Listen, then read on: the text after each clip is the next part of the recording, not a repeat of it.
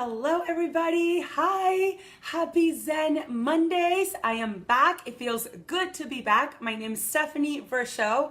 I am an empowerment coach and energy healer, and tonight I have a brand new Zen Mondays. If this is your first time tuning in, Zen Mondays is just, I do it every week on Mondays, and it's just a time and a place to find the strength, to find the courage.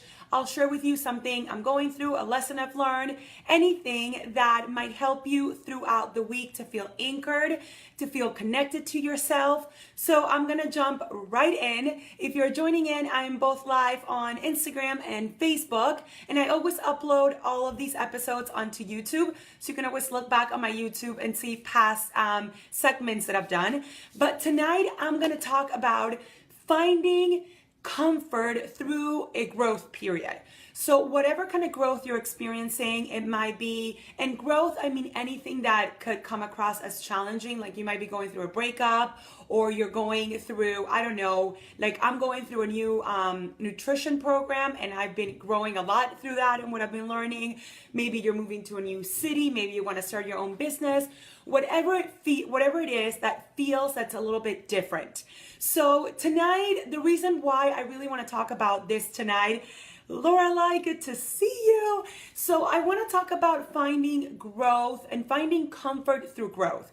And the reason why that this really stuck with me, this morning I went through a yoga class, and you might be like, well, everybody goes to yoga, or most people go to yoga. I have not been to yoga in about 3 or 4 years. I used to do a lot of yoga back in the day, and then I just stopped, and although I meditate a lot, literally going into yoga, I have not done that in so long.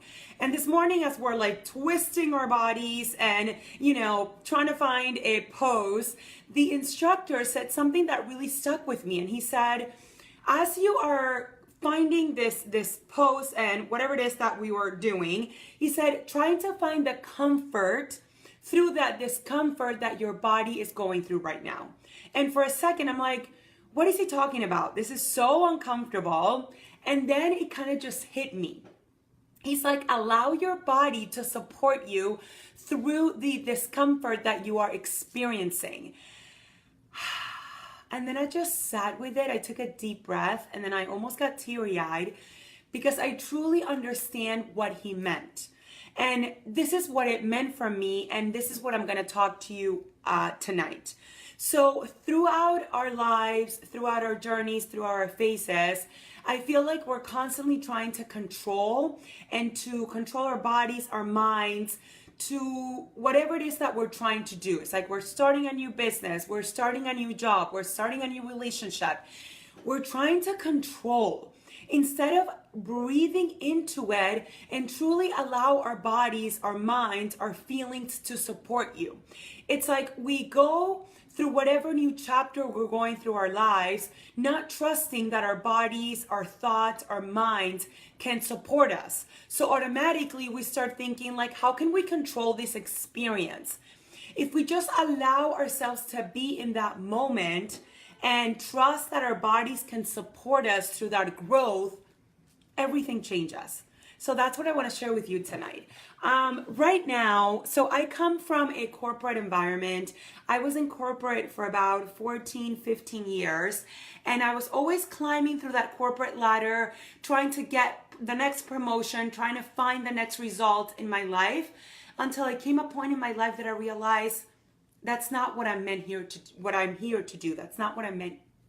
Not here what I meant to do. So I quit my corporate career. I started my own business. Now I've been in business for about 3 years, and every year I learned a little bit something that I want to put into practice. This year, I started a little bit last year, but this year I'm evolving more into really using each season that this world provides us, winter, spring, summer, and fall, to really use that as a platform, as a channel to leverage whatever growth I'm going through.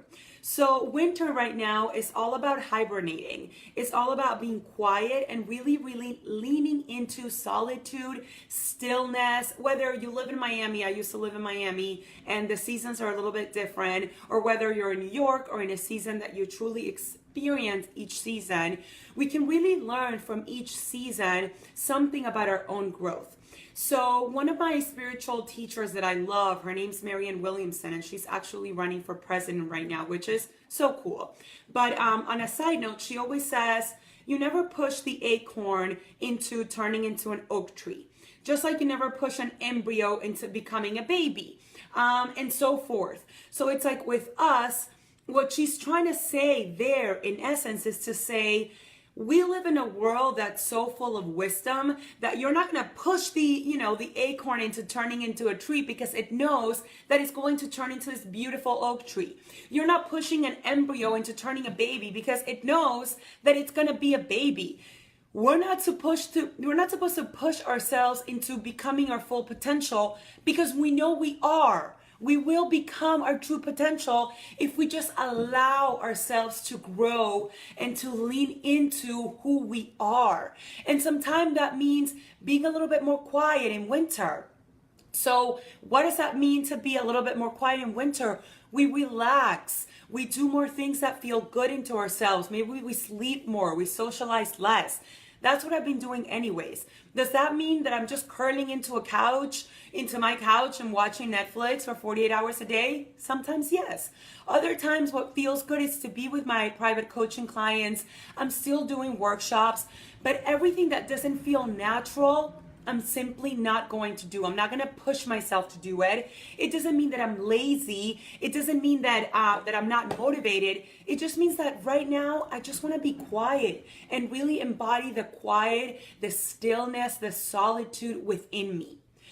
So all of that to say, and the question that I want to share with you tonight is, right now, what are the extras in your life? What are the things in your life that you are doing that doesn't feel good? What are the things into your life that you feel that you need to be doing in order to prove something to yourself or to those around you? Can you let them go? And know that whenever it's time, they're going to come back into the season, into your life. Then on the things that you're really excited. So for example, this season, I'm really excited about creating a course about intuition. All about rediscovering your intuition and getting in touch with your intuition. Although it comes second nature to me, intuition that is, and to all of us, by the way, because we all have our intuition, I have never created a course. So I am really intimidated by the process of creating a course. What does it mean? Who do I reach out to? Who do I target? How do I position this course? That's very uncomfortable. So to go back to this morning and my yoga class and what I want to leave with you today, I know that my goal in yoga is to be more flexible, but most important, to get to know myself better. With my course of intuition is to share the process and what it's like to get in touch with your intuition, not just in big areas in your life like, Steph, maybe I want to quit my job. How did you know to quit your job? But what do I eat every day? Right? Like, how do I lean into my intuition where I feed myself in a way that feels good? So I want to create this course. One part of me feels really intimidated by the idea because I've never done that. The other part of me is so excited, right? To be able to share this wisdom, to be able to share this process on how to get in touch with your intuition. How to lead a life that feels fulfilling, which is in essence what I did. I detached myself from corporate, which was force, it was hustling, it was controlling. I let go and I started my own business, which is also super intimidating. So if you're going through a period right now that you want to create and you're very excited by that creation, but yet you feel very uncomfortable, how can you find support through your growth? Maybe that support is, you know what, I'm going to read a book on somebody that really inspires me, that they came from nothing and they established their life. Sarah, the owner, creator of Spanx, she lately has been really inspiring me. Or whomever might that be. That's how you find support through your growth. So as I'm twisting my body into this crazy yoga pose this morning and my hands are shaking and my body is shaking, I'm not thinking I can't do it. I take a breath and I ask my body, how can I find support through the growth? My arms suddenly got stronger. My legs suddenly shut up in the back, and I allowed and I eased into that pose. It was so beautiful, and that's when I got teary-eyed. Because in that moment, it truly dawned on me. As soon as I relax and I allow my body to show me where the strength lies, the other part of me grow and expands.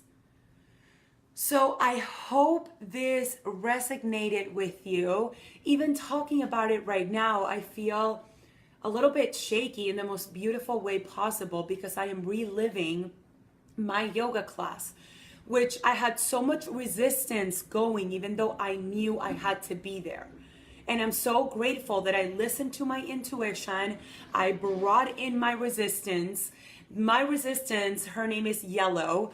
I brought her in this morning and I said, Yellow, let's go into yoga class together. And I am so grateful that she came into my class this morning and I was able to learn so much.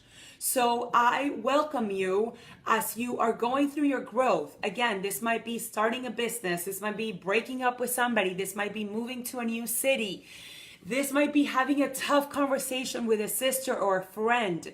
It's growth. It's growth. It's growth. Whatever that growth is, ask yourself, how can I support myself through this growth? And stay quiet for a minute or two and allow your intuition to guide you. It might be through a book. It might be through a breath. It might be through painting. It might be through a yoga class. I have no idea, but the first thing that comes to mind, lean into that. Take a deep breath, okay, and commit that you're following your intuition no matter what. It feels so wonderful on the other side. So as we begin to end, I want to ask if you guys have any questions. I know that I shared a lot. I hope this resonated with you. So I would leave a minute or two to see what comes up.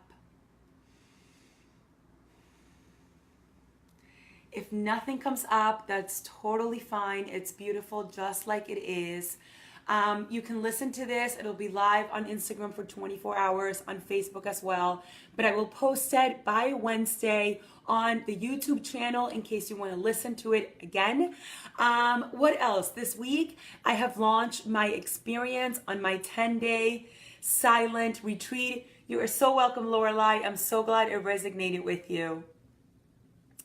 It is live, my experience on this 10-day silent retreat that I did in December. So if you want to check it out, go to my blog or sign up to my weekly email that I have it linked to my Instagram, or send me a DM. I'll sign you up. I'll send you the blog, the article I wrote. It's so beautiful. If you've been thinking about going on any kind of silent retreat, I'm going to share with you my experience, what I ate, what I brought, what I learned, and how it truly shifted my life.